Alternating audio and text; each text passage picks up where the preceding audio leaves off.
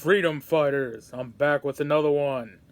Today's video is going to be about Ted Nugent, Uncle Ted as they call him. If you don't know who he is, he's a musician, and lately he's been dabbling into politics and stuff like that. And I'm pretty much just going to pick up where I left off on my last video. Not my actual last video, which was a gear review, but the one where I was talking about sheriff departments and how they're just as corrupt and follow orders just like the police do. And I was ending that video going to tell a story about Ted that I remember, and I figured I'd just make a whole separate video on it because there's a lot to pack in here. But yeah, so I mean, Ted's he puts himself out there as a patriotic person, which I'm definitely not doubting his patriotism, but he's a pro 2A guy, and that's what I want to talk about here.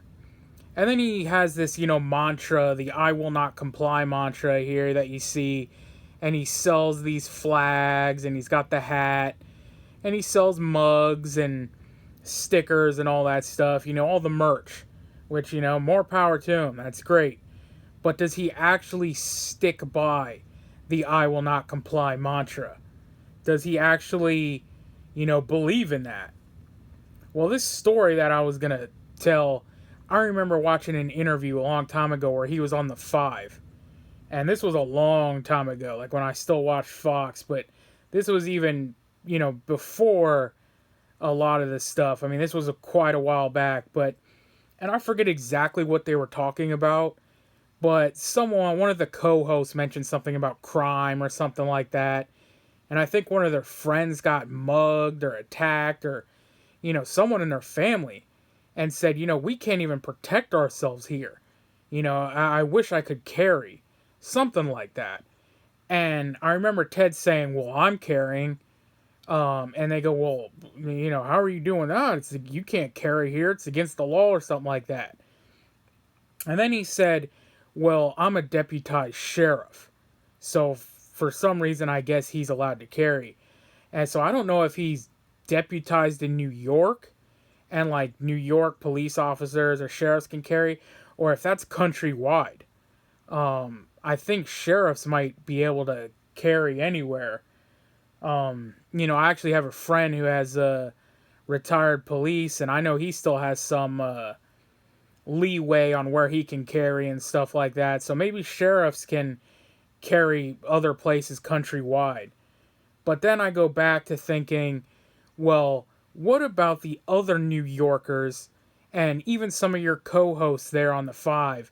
What if they were to carry without the deputized sheriff, the allowed, asked permission to, and they got caught, and they were just doing what you said, Ted. They were just not complying. And they would be charged, and the tyrannical, unconstitutional, treasonous laws would be enforced upon them. And would you support it? And that's my question, because, Ted, he sells all this stuff, and he talks about I will not comply, as many other people in our second community, as 2A community do. But then the moments these same people, the moment that somebody doesn't comply, they go, oh, well, they shouldn't have done that. And, they find out that they've had their rights stripped from them because they're felons now. And then these same people say, well, they're not law-abiding citizens. They didn't obey the law. As if the Second Amendment is only for law-abiding citizens. And I did an episode on this already. I call him Mr. Rogers. So it's basically like, if you're not a crystal clean, shining specimen of a citizen, you don't get Second Amendment rights. And that's what it all comes down to. And that's what these people truly believe. And I just did another video paying for freedom. And, a lot of these celebrities, they can carry in their, shit cities that they live in. These rappers or these athletes that live in, New York or California or Chicago or whatever, they can pay for the permits. They can ask their permission.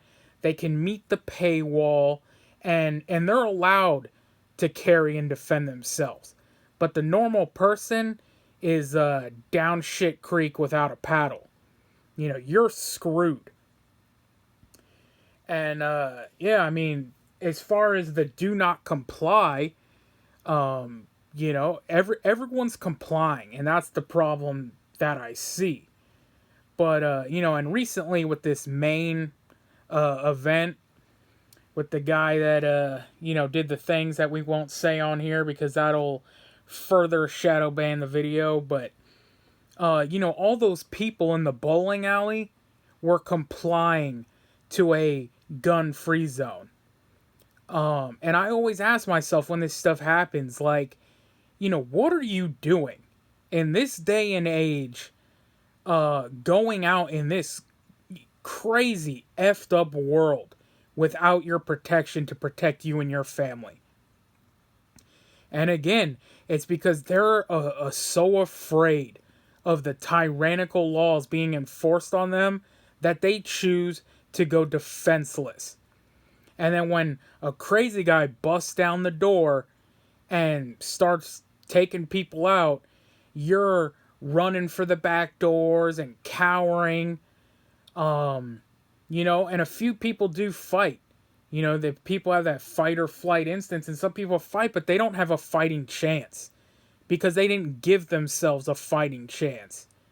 I heard a story in that bowling alley where some guy either was in the kitchen or he went to the kitchen and grabbed a butcher knife or something and charged the the guy, and he got taken out, man, because you never had a shot. You should have had your tool with you to take care of that kind of situation, but you didn't. And there was another one, I believe it was Parkland, where the PE teacher was a concealed carrier. He had a license and everything. Not that I, agree with that, but, he had one. But because he's in a school, he decided to disarm because it's illegal. Well, then the guy comes into the school, what he did, and he supposedly charged, I believe it was Nicholas Cruz, was in that Parkland shooting. But, yeah, he charged him and tried to save the students, and he got taken out. All because he chose to comply and follow the laws, because he knows those police and the corrupt, tyrannical government were going to enforce those unconstitutional laws if he defended himself. And I mean, I don't even understand, like, what kind of jury would convict these people, but we see it every day, all day. You got this guy recently in New York was defending a 71-year-old grandma who was getting held up and robbed. And, he shot and killed the attacker, and they're charging him. You got, what's his name, Perry or Penny, I forget, the subway guy, and he didn't even use a weapon. He didn't have a firearm, he didn't have a knife, he didn't have anything. He used his bare hands and saved people on the train and choked this guy out. And unfortunately, it ended in the other guy's demise, but, that's a risk you take when you play dangerous games, or whatever they say, play stupid games, win stupid prizes. That's the risk you take. And they're charging these people for them defending themselves, and they're charging them if they do not comply, as Ted tells you to do. And, they all do this. And I recently called out Don Jr. on Truth because he did this one, he said this one truth about the main shooter. He was like, oh, this guy's on a list, and he should have been a prohibited possessor, and all this and that. So I'm like, oh, so you believe in gun control, and you believe of stripping people of their gun rights. Well, what if he were just to not comply? And the ultimate thing, what I'm saying is, you can't legislate evil. You can't legislate psycho. So maybe this guy was crazy and he was telling people he was going to do something. If he's that crazy, then you need to lock him up or get him help in a psych ward. Supposedly he was going through the VA and all that. And look, I don't have all the answers here. But you can't strip free people of their God-given inalienable rights. What needs to happen, you know the saying, a good guy with a gun stops the bad guy with the gun. Those people in the bowling alley need to be able to defend themselves. The people in the schools need to be able to defend themselves. That's how it needs to work. And you can't legislate all the craziness and evil out of this world. It's not going to happen. So you need to give the regular citizens the ability to do it themselves and protect themselves. And, the I will not comply mantra is just beyond over in this country because everyone's complying. And I remember the big gun rally, and they had one in Virginia, and they had one recently in Chicago or something like that for the Illinois assault weapons ban. And everyone was like, oh yeah, we're not going to comply. Well, just watch how many people turn them in. And then, of course, there will be people who don't turn them in. But when they don't, and they're at a traffic stop or whatever they use to pull you over, or you defend yourself with it, then you're going to find out. Then they enforce it. So they don't even need to ban things in general. They ban it through the fact that if you ever use it, or if they ever catch you with it, they're going to enforce it. And who's going to enforce it, Uncle Ted? It's your beloved thin blue line badge thugs. And they always contradict themselves with these I will not comply, come and take it, tyrannical government stuff.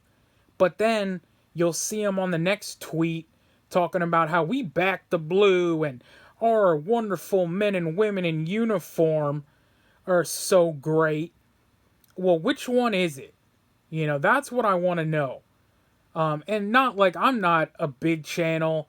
I'm shadow banned, all this. Uncle Ted's never going to hear this.